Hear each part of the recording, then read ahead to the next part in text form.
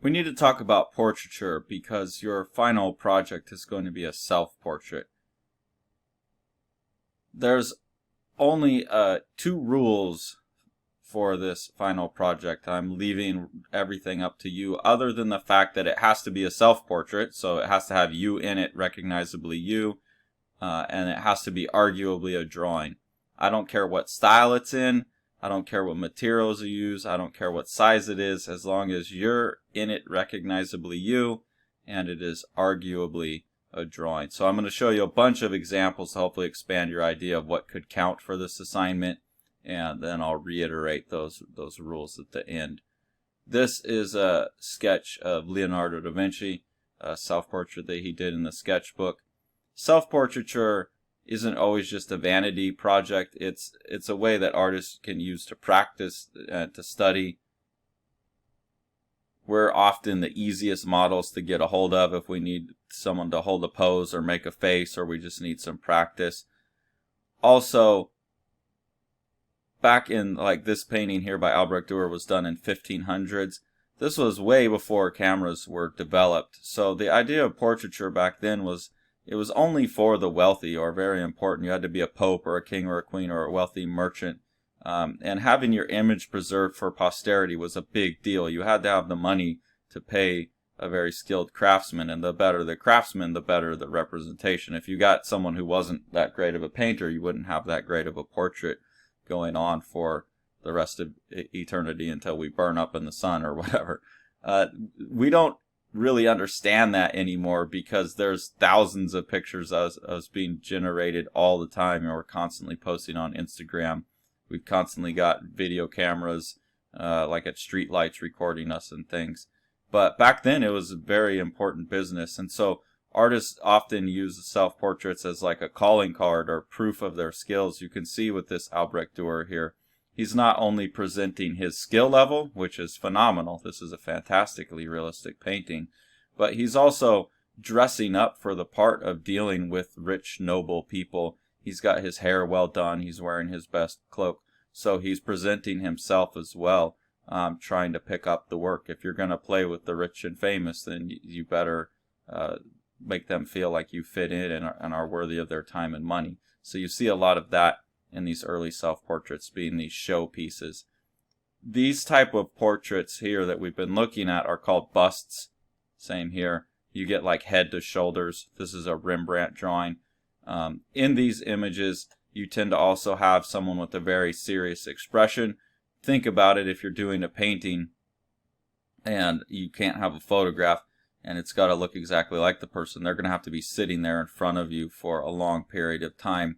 Now these drawings allowed Rembrandt to work quicker, so he was able to get a little bit more expression into his drawings, like especially this one, which is really nice.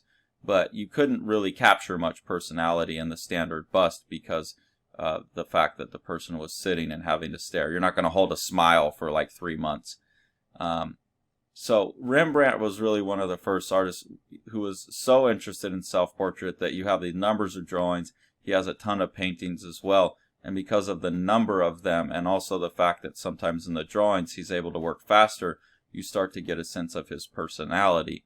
That's what I'm looking for in this project. I don't just want what do you look like, that's part of it, but I want to learn something about you. How do you represent yourself and your personality?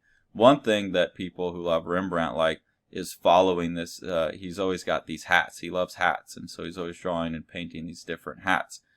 You can see here we have him as a young man, and here we have him as an old man now that he's made a lot of money, and you can see he's able to present himself differently in these images, so we learn about his life. That's something you can consider. If you're going to do a quicker style of drawing, you can do a series of images. Here we have Gustave Courbet. This image was painted in 1849. Now we would have had like rudimentary cameras, and you start to see he's taking this bust format.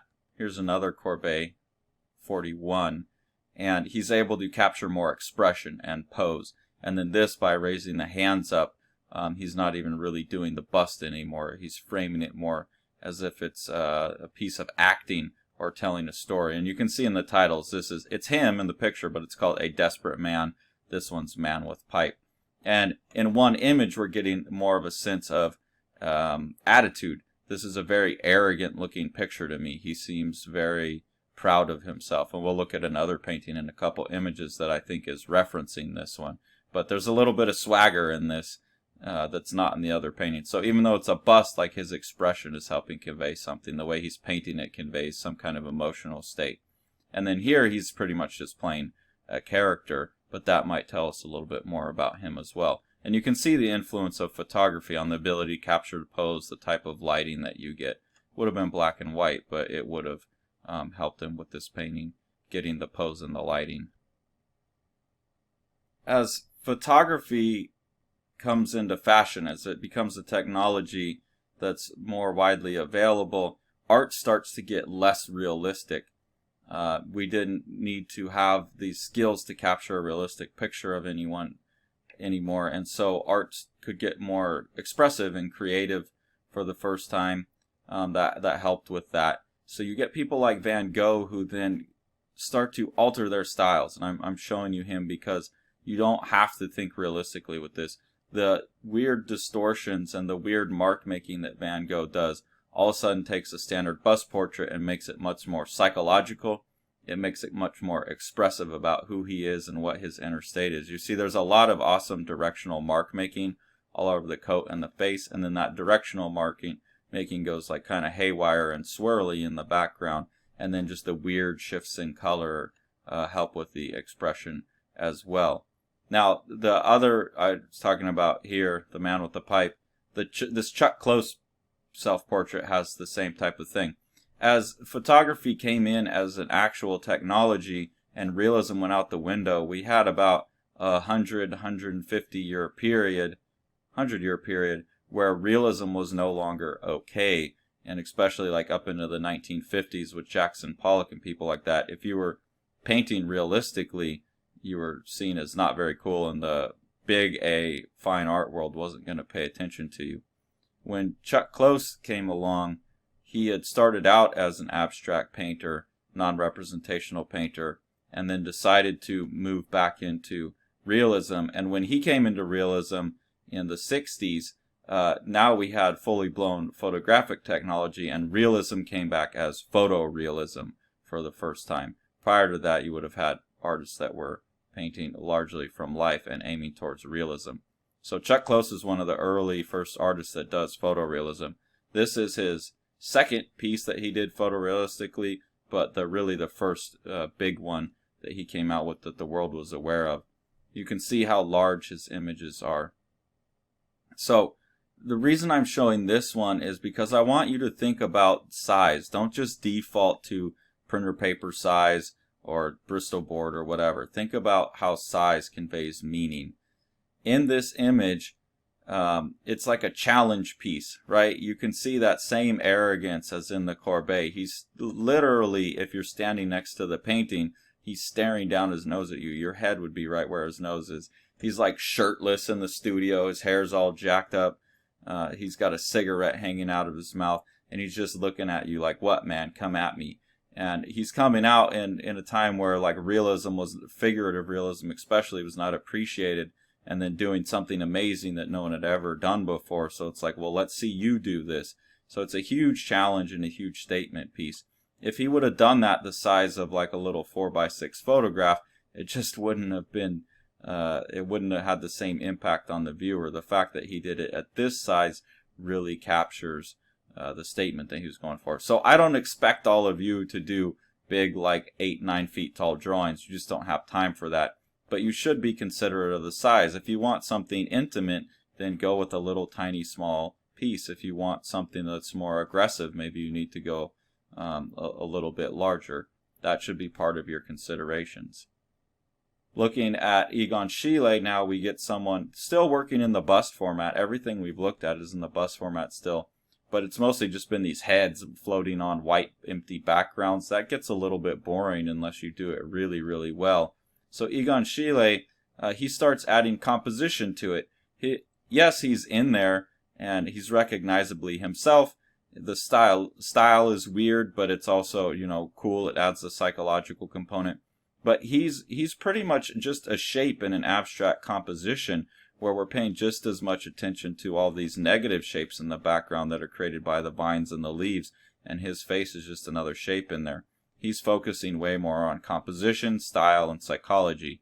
You'll see another one here, the first one we've seen that has a full body in it, and he's using the distortions of the figures. So this gets really weird here with the distortions, but it creates a psychological read that is potentially more interesting than a straight up bust. And again, he's using his body to cut off shape, negative space. So he's thinking much more compositionally, much more emotionally. In terms of getting weird with it, Frida Kahlo gets very surreal and symbolic with her images. Again, these are more full body. They're more interesting because there's a total space and composition and place they exist within. And then, you know, this fits like what we would be doing in this assignment. It's by no means realistic, but it's recognizably her. And then with all of the weird symbolism, she's able to tell us something about her life and how she feels as the wounded, hunted animal. Here is representing, this painting's called Broken. Frida had gotten into a bus accident early in her life and had lots of damage done to her spine and her body. So you can see her painting like her spinal cord is this broken column. She's held together with stitches and nails. She's crying. These get surrealistic and symbolic. You're more than welcome. You're encouraged to do things like this. Norman Rockwell, he's really great at telling a story in one image. And so here in his self-portrait, he's not only telling you about his own studio and his work practice. You know, obviously he likes to have a drink while he's working. He's using the mirror.